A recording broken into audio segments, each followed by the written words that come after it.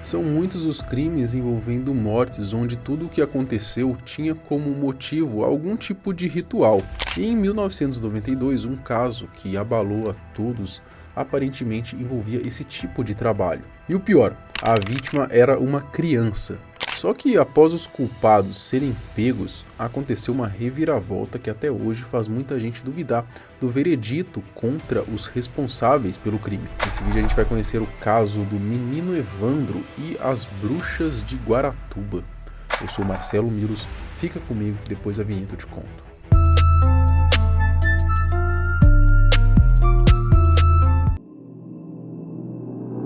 O ano era 1992 e um crime bizarro envolvendo a morte de uma criança acontecia na cidade de Guaratuba. Evandro Ramos Caetano, que era um menino de apenas 6 anos de idade e morava com seus pais, sua mãe Maria Ramos Caetano e seu pai Ademir Batista Caetano. O menino, loirinho, de olhos claros, estudava na escola Olga da Silveira, que ficava a mais ou menos 100 metros de sua casa. Inclusive, era a mesma onde a sua mãe trabalhava. O Evandro todas as manhãs ia para a escola com a sua mãe só para fazer companhia mesmo, que depois ele retornava para casa para o almoço e depois voltava para a escola na parte da tarde para poder estudar. Porém, em fevereiro de 1992, a vida da família Ramos mudou para sempre. Na manhã do dia 6 de fevereiro de 1992, a dona Maria decidiu deixar Evandro em casa porque estava chovendo. O menino ficou dormindo enquanto a mãe foi trabalhar despreocupada, já que a escola era perto e o Evandro já sabia o caminho. Ele acordou e partiu para a escola, mas chegando lá, viu que tinha esquecido seu brinquedo, uma espécie de minigame. Então ele pediu para sua mãe a permissão para poder voltar para casa e buscar o brinquedo. Ela deixou, afinal de contas ele já sabia o caminho, era perto de casa, então ele foi. E aí, vendo que as aulas do filho já estavam quase para começar e ele ainda não tinha voltado, a Maria pensou que talvez ele tivesse perdido a hora, se distraído ou simplesmente decidiu não ir mais à escola. Mas mesmo assim, ela decidiu então ir atrás de Evandro. E para o desespero dela, ele não estava em casa quando ela chegou lá, ao contrário do seu brinquedo que estava lá, intacto. Isso nos leva a crer que ele nem chegou a entrar em casa. A mãe saiu para pedir ajuda e procurar pelo filho na vizinhança. Naquela época, os casos de crianças desaparecidas estavam sendo frequentes. Então não demorou muito para o sumiço de Evandro se espalhar e chegar até ao prefeito da cidade, o Aldo Abage. É dito também que a mãe, como já era funcionária ali da prefeitura e tal, ela já tinha um contato um pouco mais próximo ali com o prefeito, então foi mais fácil também recorrer a ele. A princípio, o caso de desaparecimento ia ser tratado como um sequestro. Nos primeiros dias, as investigações não deram em nada, nenhuma pista, mesmo com a família pedindo ajuda para guias espirituais. O resultado foi praticamente zero. Um pai de santo, que disse estar incorporado, teria até falado que em uma região a energia estaria diferente e poderia ser com relação ao sumiço de Evandro. Mas nesse dia não encontraram nada. Até que no dia 11 de abril, urubus estavam sobrevoando um matagal que ficava próximo da casa da criança, e um lenhador acabou indo lá checar. Chegando lá, ele se deparou com o corpo do menino já em um estado avançado de decomposição. O mais bizarro era que o seu corpo estava com a barriga aberta, seus órgãos tinham sido retirados, suas mãos e pés amputados, a criança estava sem os olhos e com os cabelos ali arrancados. Dá uma tristeza só da gente imaginar esse tipo de situação. A polícia foi chamada e, apesar da dificuldade, o corpo de Evandro foi reconhecido pelos pais por uma marca de nascença que tinha nas costas, além das chaves da casa que foi encontrada próximo a um tronco na região em que o corpo estava e também de um short. Diógenes Caetano dos Santos Filho era primo da família e ex-investigador da Polícia Civil. Ele decidiu, por conta própria, começar as investigações em paralelo com as autoridades. 2 meses depois do corpo encontrado, com base em especulações, Diógenes criou um dossiê e entregou à Polícia Civil. Nesse dossiê existiam 3 suspeitos: Oswaldo Marceneiro, que tinha chegado na cidade no começo de 92 e era pai de santo, Davi dos Santos Soares, um artesão, e Vicente de Paula. Os dois teriam ajudado Oswaldo no crime que as autoridades acreditaram ter sido uma espécie de ritual de magia negra. Oswaldo também teria profetizado para a cidade que uma tragédia ocorreria antes do crime acontecer.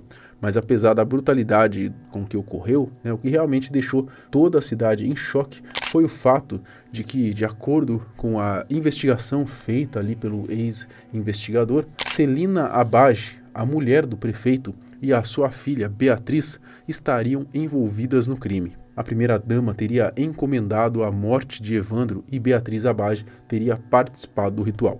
Acredita-se que Oswaldo tenha conhecido o artesão Davi na feira de artesanato local e que sua ligação com Beatriz seria porque ela teria se interessado ali no jogo de búzios que ele fazia. Os 3 homens e as 2 mulheres foram interrogados e confessaram o crime. Celina e Beatriz disseram que o ritual era para ajudar a família a ficar rica e se manter forte na política da cidade. O crime teria acontecido na serraria da família do prefeito, onde até tinha uma espécie de altar que teria sido construído na época, além do pagamento ali de 15 milhões de cruzeiros para Oswaldo, para poder então cometer o crime. Bom, como todo julgamento do Brasil, esse só foi mais um bem enrolado e que às vezes a gente até acaba se perdendo na explicação. Então, fiquem bem atentos aí porque tem um monte de reviravolta. Mãe e filha ficaram presas em regime fechado até o ano de 96. Depois disso, ficaram em prisão domiciliar. O primeiro júri aconteceu no ano de 98 e durou cerca de 34 dias, sendo o júri mais longo da história da justiça brasileira na época. Todos esses dias não adiantaram muita coisa com relação às 2 mulheres envolvidas, já que Celina e Beatriz foram inocentadas, pelo menos por enquanto, pelo corpo encontrado não ter sido comprovado de que era mesmo Evandro. Já em 2004, os 3 homens acusados de homicídio triplamente qualificado finalmente foram condenados. No rolê todo tiveram mais 2 acusados, mas eles foram absolvidos em 2005. Voltando um pouco no tempo, em 99, o júri relacionado à mãe e filha que as inocentaram foi anulado, e o corpo era realmente de Evandro. Sendo assim, um novo julgamento aconteceu só 13 anos depois, em 28 de maio de 2011, e Beatriz foi condenada a 21 anos de prisão. Já sua mãe já tinha mais de 70 anos, então no caso dela, o crime já tinha sido prescrito, ou seja, ela não poderia mais ser julgada porque tinha se passado muito tempo. Em 2016, Beatriz recebeu do Tribunal de Justiça do Paraná perdão de pena. No ano seguinte, o MP do Paraná entrou com um recurso contra o indulto de Beatriz e perdeu na primeira e segunda instância, além de ter recorrido ao Supremo Tribunal Federal e perdido também. Beatriz também chegou a receber a extinção da sua ficha criminal, e a única pendência era essa, então, do caso do Evandro. Mas esse triste caso aí ainda estava longe de acabar. Através das investigações de Ivan Mizanzuki, divulgadas em seu podcast, uma reviravolta aconteceu. Ele já havia falado sobre o caso em 2018, porém o jornalista teve acesso aos autos do processo na justiça. Ao todo, os documentos já tinham cerca de 60 volumes e mais de 20 mil páginas. Em 2020, mostrou durante o seu podcast Projeto Humanos áudios que, de acordo com o jornalista, mostravam que os acusados eram inocentes e que teriam confessado o crime por causa de tortura, já que no áudio parece que os acusados estão sendo induzidos na história que estavam contando. Eu não fiz nada, fiquei olhando.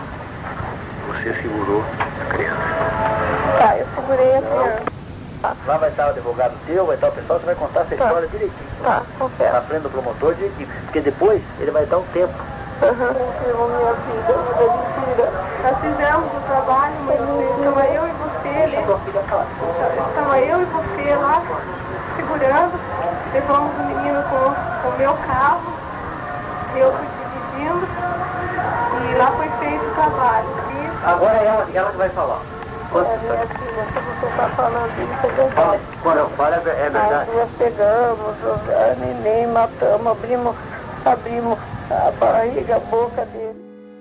Essa revelação fez a opinião de muita gente mudar em relação aos culpados, principalmente pelo fato de que os trechos usados na investigação estavam cortados. Ainda tem a teoria de que um homem que seria um policial teria conseguido falar com um médico e lido o laudo antes das confissões terem sido feitas. Na época também foi encontrado uma ossada com roupas de um menino que a mãe reconheceu, porém descobriram que os ossos eram de uma menina.